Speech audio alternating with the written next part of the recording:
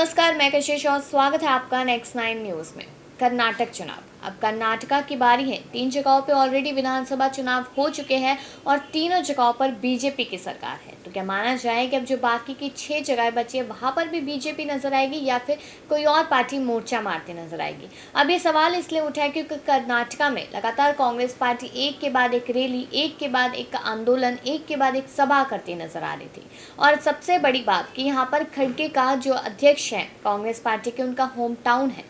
और यहाँ पर देखा जा रहा है कि कर्नाटक में अमित शाह, जेपी नड्डा और पीएम नरेंद्र मोदी भी काफ़ी सारी रैलियां लगातार करते हुए नजर आ रहे हैं, जनता के साथ संबोधन करते नजर आ रहे हैं। लेकिन अब जो यहाँ पर बड़ा सर्वे सामने आया है वो कहीं ना कहीं चौंका देने वाला है। हमेशा से बीजेपी जोड़ तोड़ की राजनीति के लिए भी जानी जाती है। अब देखा जाए कि जब पिछली बार चुनाव हुए थे उस समय पर 38% लोगों ने कांग्रेस को पसंद किया, जिसमें सिद्धारमैया को यहाँ पर सीएम बनना था, और 36% लोगों ने यहाँ पर बीजेपी को पसंद किया। लेकिन सरकार बीजेपी की ही बनी क्योंकि बीजेपी ने जोड़ तोड़ की राजनीति की और यहाँ पर जो सीएम है बोमई वो सीएम बन गए। अब यहाँ पर जो इस बार का सर्वे सामने आ रहा है उसके हिसाब से कहा जा रहा है कि अभी भी कांग्रेस लगातार आगे बढ़ती हुई नजर आ रही है। और यहाँ पर हमने देखा कि प्रियंका गांधी कितनी दफ़ा यहाँ कर्नाटका पहुंची है और उन्होंने कितनी बार रैलियां की है। लेकिन उसका कितना फ़ायदा होगा ये तो 10 मई को पता चल पाएगा जब वोटिंग होगी, और 13 मई को पता चल पाएगा जब रिजल्ट सामने आएगा।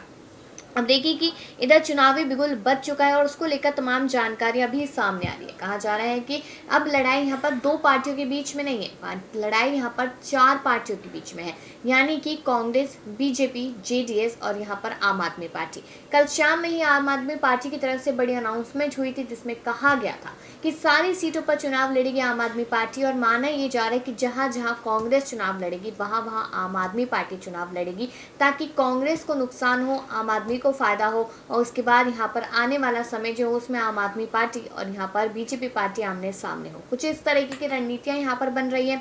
अब देखिए जो यहाँ पर वोटर्स का सर्वे सामने आया है उसके बारे में आपको थोड़ी सी जानकारी दे देते हैं।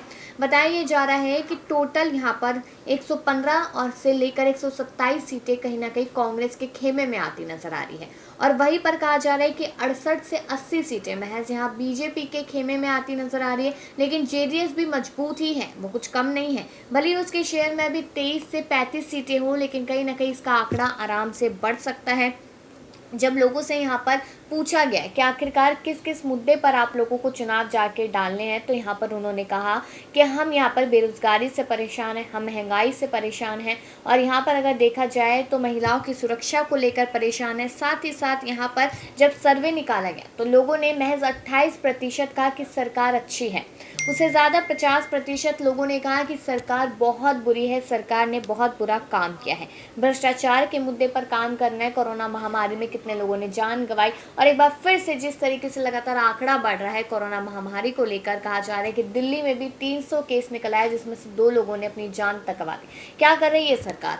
अब उसको लेकर ये तमाम जानकारियां सामने आ रही है, लेकिन मुद्दे बहुत सारे हैं यहाँ पर चुनाव में सामने लाने के लिए। लेकिन क्या माना जाए कि राहुल गांधी की भारत जोड़ो यात्रा कारगर साबित होगी कर्नाटक में? क्या राहुल गांधी की सदस्यता जाने का इमोशनल कार्ड जो कांग्रेस खेल रही है क्या वो कारगर साबित होगा या फिर नहीं, या फिर बीजेपी कोई ना कोई बड़ा खेला कर देगी, या फिर आम आदमी पार्टी मौका मारती नजर आएगी? अब इस पर अपनी राय जरूर दीजिएगा। तमाम ऐसी खबरों के लिए लगातार देखते रहिए नेक्स्ट 9 न्यूज़।